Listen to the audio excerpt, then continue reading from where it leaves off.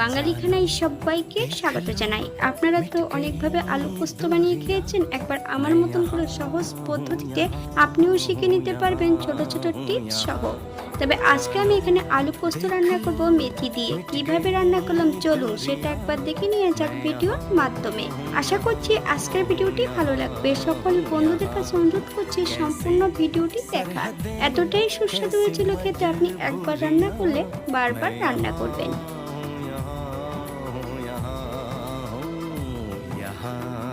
এখানে আমি আগে থেকে বেশ কিছুটা আলু কেটে ধুয়ে পরিষ্কার করে রেখেছি।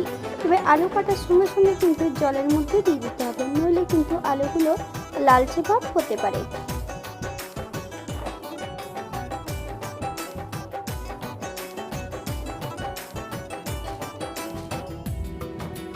একটা কড়াইতে বেশ কিছুটা সরষের তেল অ্যাড করেছি। তেল গরম